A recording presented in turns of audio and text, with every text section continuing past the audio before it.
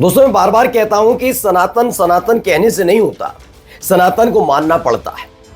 हुआ यह है कि पिछले साल जब राम मंदिर का इन्होंने प्राण प्रतिष्ठा की, उसके बाद से ही देखिए भारतीय जनता पार्टी के उल्टे दिन शुरू हो गए। उस समय शंकराचार्य मना कर रहे थे कि शुभ मुहूर्त नहीं है, लेकिन नहीं माने थे। उसके बाद इतने इनके मामले खुल चुके हैं और जो ये करने जाते हैं वो उल्टा पड़ जाता। पहले ये सही रहता था, लेकिन अब ऐसी हालत हो गई है जो ये करने जाए वो उल्टा पड़ जाता है। अभी एसआईआर के मुद्दे पर जो हठधर्मिता चुनाव आयोग दिखा रहा था, वो अपनी फजीयत करा के चुपचाप बैठा है। अब इन सब के बीच एक और बड़ा ऐलान कर दिया। वो ऐलान ऐसे वक्त में किया गया जब पहले से ही वोटों की धांधली, वोट चोरी का आरोप से घिरा हुआ है चुनाव आयोग। इन सब के बीच बिहार के बाद उत्तर प्रदेश को लेकर भी ऐसा ही कुछ ऐलान हुआ। जैसे ही वो ऐलान हुआ वैसे ही अखिलेश यादव ने धागे खोल दिए। आज आपको दिखाने जा रहा हूं, अखिलेश यादव ने चुनाव आयोग को लेकर जो बड़ा खुलासा किया, जो उनसे बात कह दी, उसके बाद हर कोई ये कह रहा है और कितनी फजीयत कराओगे ज्ञानेश कुमार, और कितनी फजीयत कराओगे चुनाव आयोग, कब तक अपने आप को स्वतंत्र नहीं कर पाओगे। आज बहुत धमाकेदार खबर आपको दिखाने जा रहा हूं, क्योंकि बिहार के बाद उत्तर प्रदेश में अपनी फजीयत चुनाव आयोग ने कराई है। नमस्कार, मैं हूं प्रज्वल गौतम और आप देख रहे हैं खबर चौक। बहुत आसान मुद्दा था एसआईआर का। यकीन मानकर चलिए, अगर चुनाव आयोग अगर विपक्ष के लोगों की थोड़ी भी बात सुनता, चलिए विपक्ष भी नहीं, सुप्रीम कोर्ट की कही हुई बातों को सुन लेता, जिसमें विपक्ष के लिए भी कहा गया था कि जो मांगे ठीक है कि जो वोटर आईडी कार्ड नहीं है तो पहचान पत्र के आधार पर ये सब चीजें होनी चाहिए, लेकिन वो नहीं, वो जो दस्तावेज मांग रहा था उसी पर हठधर्मिता थी। फिर हालत ये हो गई कि वोट चोरी का आरोप, फिर डबल वोटर्स, बहुत सारी चीजें खुल गई। लेकिन चुनाव आयोग ने आकर क्या ज्ञानेश कुमार ने क्या कहा? ज्ञानेश कुमार ने कहा उल्टी बात कि फोटो सार्वजनिक कर दिए, तस्वीरें सार्वजनिक कर दी, नैतिकता नहीं रही, तमाम बातें करने लगे, यानी अपनी गलती को छिपाने के लिए। कल तक ये चुनाव आयोग के मानने के लिए तैयार ही नहीं था कि धांधली हो रही है। अब उत्तर प्रदेश में आकर कह रहा है कि हाँ हुई तो है, और यही भारी पड़ा। पहले देखिए खबर क्या है। इसमें खबर में आया, यूपी पंचायत चुनाव वोटर लिस्ट से हटेंगे 1.25 करोड़ नाम। 1.25 करोड़ नाम हटाने की बात चल रही है। जी हाँ, पंचायत चुनाव उत्तर प्रदेश में 2026 की शुरुआत में होने जा रहे हैं। जनवरी फरवरी कभी भी हो सकते हैं। और इन सब के बीच अब कहा जा रहा है कि जो गांव खेत खलियान वाले इलाके हैं, जो ग्रामीण इलाके हैं, वहां ऐसे 1.25 करोड़ वोटर हैं जो डबल है। यानी आप जब बात महाराष्ट्र की कर रहे हैं, जब बिहार की कर रहे हैं, जब कभी मध्य प्रदेश की कर ले, कहीं की कर लें, तो कहते नहीं ऐसा नहीं है, ऐसा नहीं है। और सार्वजनिक कैसे कर दी तस्वीरें, सार्वजनिक कैसे कर दिए नाम, बड़ी नैतिकता आती है।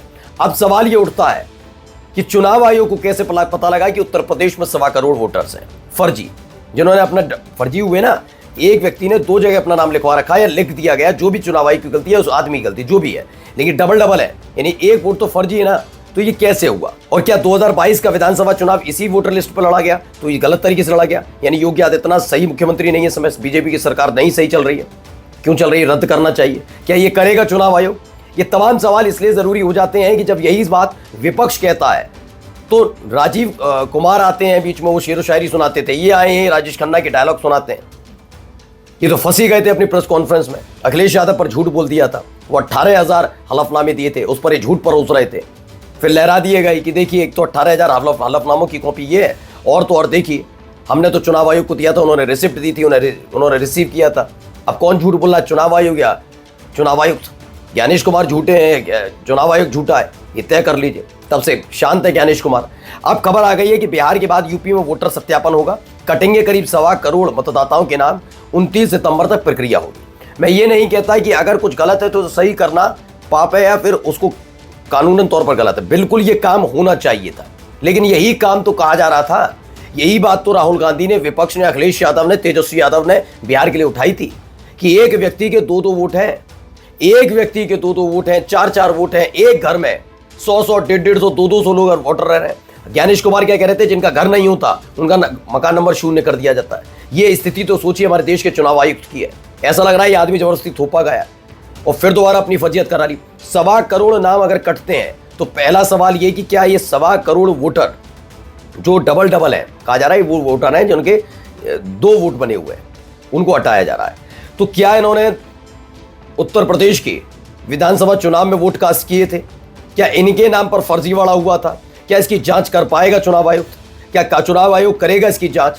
क्योंकि इसके बाद अखिलेश यादव का बयान आया। अखिलेश यादव ने बहुत शालीनता से कहा, जब जुगाड़ आयोग एआई से 1.25 करोड़ का अपना घपला पकड़ सकता है तो फिर हमारे द्वारा दिए गए 18,000 में से केवल 14 एफिडेविट का जवाब देने के बाद बचे 17,986 एफिडेविट्स का क्यों नहीं?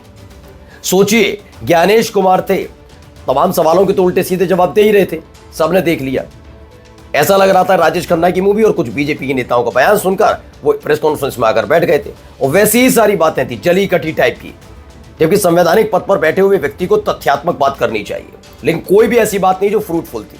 हाँ, एक और बात थी जिसमें एक पत्रकार ने सवाल कर लिया था अखिलेश यादव के 18,000 एफिडेविट को लेकर, जिस पर झूठ परोस दिया कि कोई हलफनामा नहीं मिला, 2 घंटे में लहरा दिए गए थे। एक बार फिर से अखिलेश यादव ने वही पूछा है कि हमने जो 18,000 एफिडेविट दिए, सिर्फ उनमें से 14 एफिडेविट का जवाब दिया है, बाकी 17,986 एफिडेविट का भी जवाब दे दो। और अब मेरा सवाल है कि क्या ये 1.25 करोड़ वोटर्स जो हैं, क्या इनकी पुष्टि हो पाएगी कि इनके नाम का इस्तेमाल, इनके वोट का इस्तेमाल, जो इन्होंने गलत तरीके से इनका बना हुआ वोट है, उसका इस्तेमाल क्या विधानसभा चुनाव 2022 में हुआ था या नहीं हुआ था? क्या ये जांच कर पाएगा चुनाव आयोग? और अगर करके इसमें कुछ गलती पाई जाती है, माया जाता है कि हाँ हुआ था, तो क्या सरकार को रद्द कर पाएगा? बताइए। नमस्कार। New public inter college Lucknow, admission open. For more information call 0522 282232 और 7755 089585।